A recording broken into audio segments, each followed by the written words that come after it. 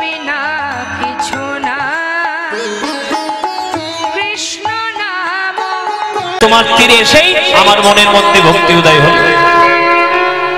ছোড়াতা হি নিকট নয়নে ববিনী রে। মা গো, তোমার জলে স্নান করতে এলাম, কিন্তু একটা অপরাধ করে ফেলেছি মা, তুমি নিজগুলো ক্ষমা করে দিও। কি অপরাধ? এই অপরাধ আমরা নদীর জলে স্নান করতে গেলে সবাই করি। কি অপরাধ ক্ষমা মোরে জানি, কি অপরাধ ক্ষমা মোরে জানি। আপনারা জানেন সেই অপরাধটা কি? গঙ্গার জলে স্নান করতে গেলে সেই যে অপরাধ আমাদের সবার হয়। কি অপরাধ বাবা?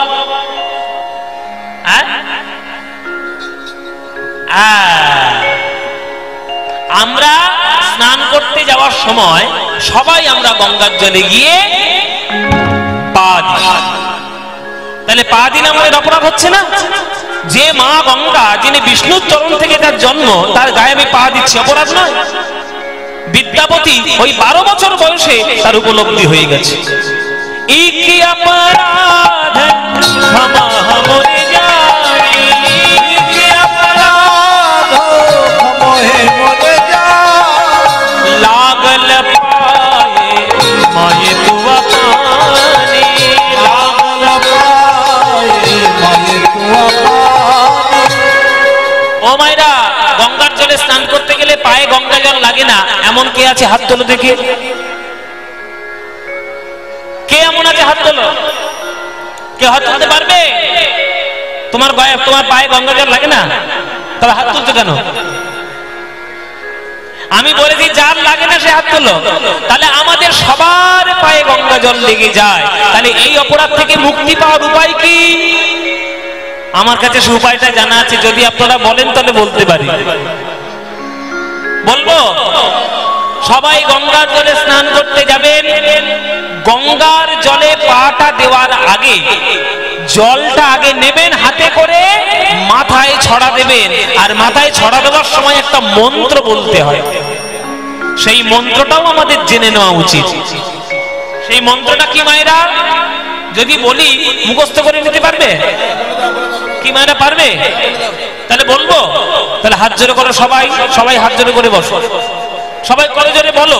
আমি যেমন যেমন বলছি আমার সঙ্গে সঙ্গে বলো। ও কেউ বলছে না, শোনা যায়নি। ও নমঃ সত্যপাতক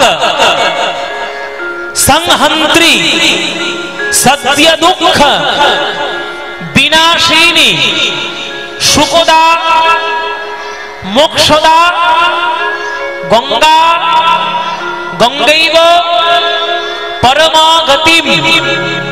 মনে থাকবে? বলে বাবা তুমি মন্ত্র বলবে বলে 1 কিলোমিটার লম্বা মন্ত্র বললে, শর্ট মন্ত্র। তার শর্ট মন্ত্র একটা জানা আছে আমার, বলবো? সেটা বলি। এত বড় মন্ত্র যদি আপনাদের মুখস্থ না হয়, তাহলে আমার কাছে একটা শর্টাং নম আছে। সেই মন্ত্রটা হচ্ছে, কিচ্ছু করতে হবে না, জলটা হাতে নেবেন, মাথায় নেবেন, আর দেওয়ার সময় মাথায় দেওয়ার সময় বলবে নমো গঙ্গে নমো গঙ্গে নমো গঙ্গে। বলতে পারবে? এইটা বলতে পারবে তো? ব্যাস, এইটুকু বললেই অপরাধ থেকে তুমি মুক্তি পাবে। কেননা মায়ের গায়ে পা দেওয়া ভালো নয়। 12 বছর বয়সে বিদ্যাপতি বুঝে গেছে, মা গো তোমার গায়ে আমার পাটা লেগে গেল মা, এই কত বড় অপরাধ আমি করে ফেলেছি। কি অপরাধ ক্ষমা মোরে জানি, কি অপরাধ ক্ষমা মোরে জানি। লাগল পায়ে মায়ে তুয়া পানি, লাগল পায়ে মায়ে তুয়া পানি। কি করিব জপ তপ যোগ ধ্যানে, কি করিব জপ তপ যোগ ধ্যানে। जन्म की तारत एक ही स्नाने, जन्म की तारत एक ही स्नाने। বলে শয়ন উত্থান পাশমোড়া, তার মধ্যে ভিনি ছোড়া, পাগলার 14 পাগলির 8, ইহাই নিয়েই কালকাট। আর ইহাও যদি না পারিস তাহলে ভগার খালে ডুবে মরিস। ও মায়েরা, একাদশী করতে পারলে ভালো, যদি না করতে পারো অন্তত 4খানা একাদশী করো, শয়ন উত্থান পাশ হবে ভৈমী একাদশী। তাও যদি করতে না পারে বছরে 2টো অন্তত ব্রত করো, শিবরাত্রি আর অষ্টমী। আর তাও যদি করতে না পারো পাশে বিদ্যুতরী নদী আছে, ডুবে মরতে পারো। এই পাশে বিদ্যুতরী নদী আছে, কোন মরতে পারো। এটা খনার বচন। খনা বলছে যে সারা বছরে যদি কেউ পুণ্য অর্জন করতে না পারে, অন্তত বছরের একটা দিন যদি কেউ শ্রদ্ধা ভরে গঙ্গার জলে স্নান করতে পারে, তাতেই তার পুণ্য লাভ হতে পারে। তাই বিদ্যাপতি বলছে, কি করিব জপ তপ যোগ ধ্যানে, জন্ম কিতারথ এক স্নান। মা গো, যেদিন জগতের কার্য সমাধা করে এই জগতে ছেড়ে যখন ইহলোক ছেড়ে পরলোকে যাব গো মা, কেউ না সঙ্গে থাকুক বা না থাকুক, তুমি যেন আমার সঙ্গ ছাড়া হয়ে না। হ্যাঁ, ভাণয়ে বিদ্যাপতি সমঝ হো তো, ভাণয়ে বিদ্যাপতি সমঝ হো তো,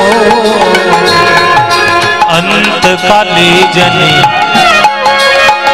अंत काले जने बिसरी है मोहे, अंत काले जने বিসরি মোহ। আমাদের সনাতন শাস্ত্রে মানুষ যখন মারা যায়, মরার সময় মুখে কি দেয়? কিসের জল দেয়? একটা কচি মতো ভক্ত তখন থেকেই চিৎকার করছে। ও কিন্তু সব শাস্ত্র পড়ে ফেলেছে বাবা।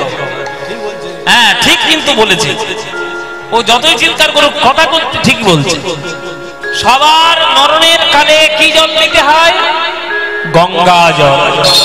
গঙ্গা জল দেওয়া মানে আমাদের বিশ্বাস যে বিষ্ণুর পাদ পদ্ম থেকে যে জল এসেছে, সেই জল যদি একবার আমাদের বিন্দু পরে মুখে, তাহলে আমাদের জীবন ধন্য হয়ে যাবে। বিদ্যাপতি বলছে, মাগো, সেদিন যেদিন আমি জগৎ ছেড়ে চলে যাব, ইহকালের কার্য ছেড়ে পরকালের কাজ করতে যাব, মাগো, সেদিনই তুমি আমার প্রার্থনাটা আজ থেকে শুনে নিও মা। আমায় সেদিন চরণ ছাড়া করো না, চরণ ছাড়া করো না, সেদিন চরণ ছাড়া করো না, চরণ ছাড়া করো না, যেদিন জগতে ছেড়ে চলে যাব, চরণ ছাড়া করো না, যেদিন জগতে ছেড়ে চলে যাব, চরণ ছাড়া করো না, যেদিন জগতে ছেড়ে চলে যাব, মুখে হরি হরি হরি বলে, জগতে ছেড়ে চলে যাব, হরি হরি হরি বলে, জগতে ছেড়ে চলে যাব, হরি হরি হরি বলে, জগতে ছেড়ে চলে যাব, চরণ ছাড়া করো না, চরণ ছাড়া করো না। ভাণয়ে বিদ্যাপতি সমঝ হো তো, ভাণয়ে বিদ্যাপতি সমঝ হো তো, अंत काले जने बिसरी है मोहे, কালে জন বিসরি মোহ। गंगे नम गंगे, গঙ্গে নম গঙ্গে, नम गंगे नम गंगे, नम गंगे নম গঙ্গে, उलझनी मायरा गंगे नम गंगे, গঙ্গে নম গঙ্গে, सत्यवान संहंत्री গঙ্গে নম গঙ্গে, सत्यलोक विनाशिनी सुखोदा सदा गंगा, गंगैव परमागते, गंगे नम गंगे, नम गंगे नम गंगे, नम गंगे नम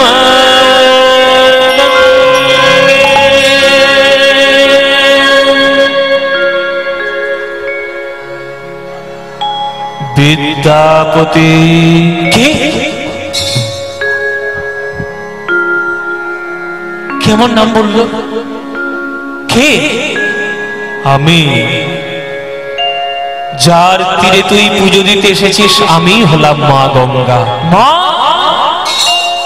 তুমি আমার ভক্তিতে সন্তুষ্ট হয়েছো মা? সন্তুষ্ট হয়েছো ভক্তিতে? হ্যাঁ, আমি সন্তুষ্ট হব না? কত হাজার হাজার লোক আমার জলে স্নান করে, কিন্তু আজ আমার তীরে এসে তুই যে গান আমার জন্য গাইলি, এই রকম মিষ্টি গান আজ পর্যন্ত কেউ আমাকে উপহার দেয়নি বাবা।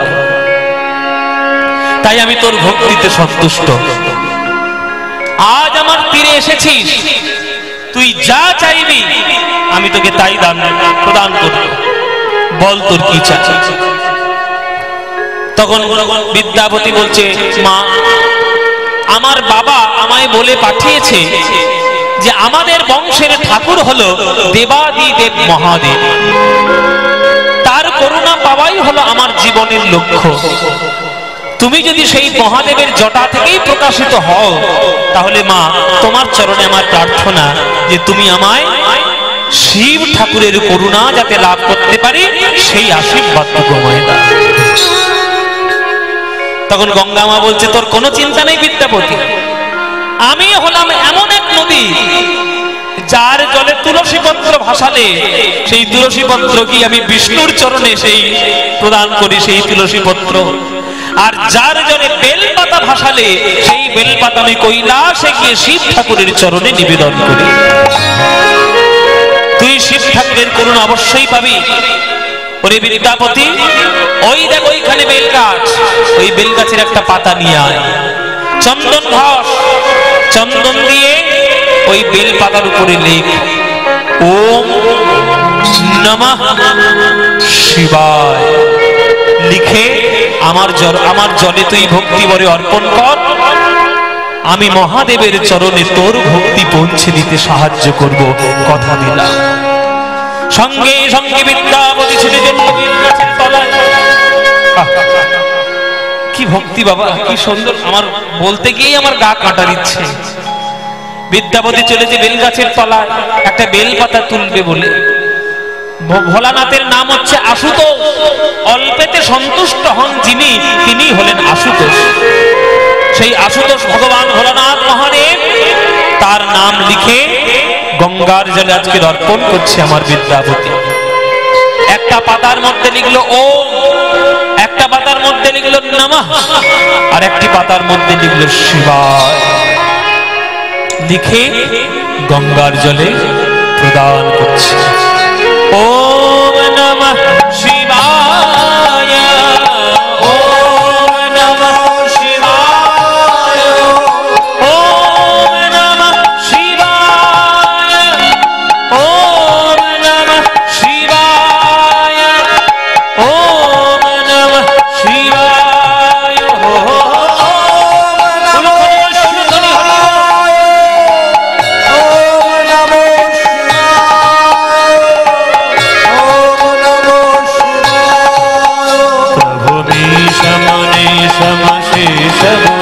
गुणहीन महिष घनाहरणम रणनिर्जित दुर्जय दैत्यपुरम प्रणमामि शिवम शिवकल्पतरुम। ओम नमः शिवाय, ओम नमः शिवाय, ओम नमः शिवाय, ओम नमः शिवाय, नमो शिवाय शांताय देवादिदेव महादेव। ओम नमः शिवाय, हे देवादिदेव महादेव, हमारे प्रणाम ग्रहण करते तुम्हारे चरणों। ओम नमः शिवाय, ओम नमः शिवाय, ओम नमः शिवाय, ओम नमः शिवाय।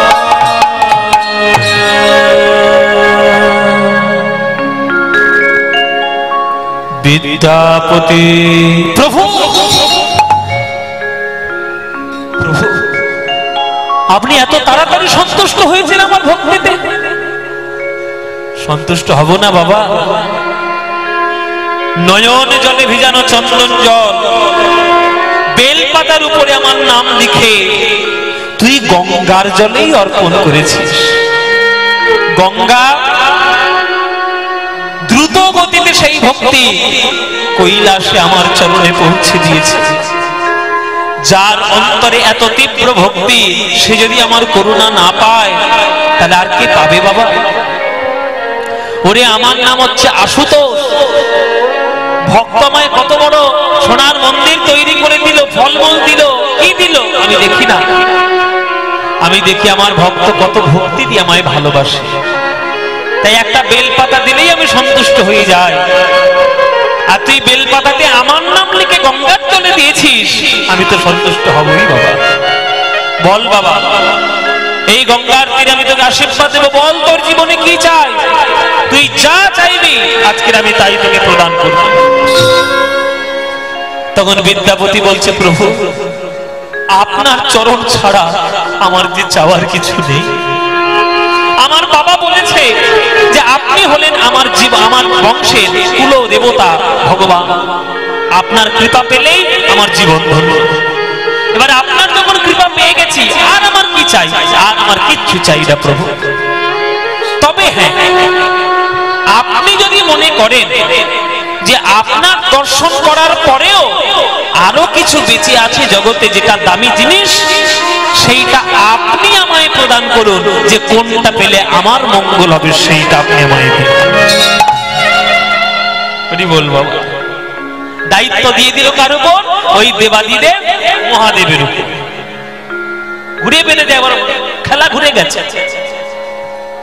ভোলানাথ মনে মনে ভাবছে, বাবা দেখতে ছোট্ট মতো হলে কি হবে, মাথায় বুদ্ধিটা সাংঘাতিক আছে। আমি বলছি তোর কি দরকার তুই বল, ও আমায় ঘুরিয়ে বলছে আপনার যেটা ভালো মনে হয় সেইটাই আপনি দিন। এখন এটাই তো গন্ডগোলের বাবা। এই যে মালঞ্চল অত বড় বাজার, এত বড় বাজারে নিশ্চয়ই একটা ভালো কাপড়ের দোকান নিশ্চয়ই আছে, হ্যাঁ বড় বড় দোকান আছে। ও মায়েরা, তোমরা কাপড় কিনতে যাও তো, কাপড় কিনতে গিয়ে তুমি যদি দোকানদারকে বলো যে দোকানদার তোমার দোকানের সব থেকে ভালো কোনটা কাপড় সেইটা আমাকে দাও, তখন দোকানদারের মাথা খারাপ হয়ে যাবে, পুরো দোকানটা তুলে ফেলবে, তবু ভালো কাপড় আর খুঁজে পাবে না। তেমনি বিদ্যাপতি বলছে যে আপনার দেখার দরকার আমার ছিল, আমার হয়ে গেছে, এইবার আপনি কোনটা আমায় দেবে বলে মনে করছেন সেটাই আপনি আমায় দেবেন। তখন বলছে বেশ, শোন বাবা বিদ্যাপতি, এমন একটা জিনিস এই জগতে রয়েছে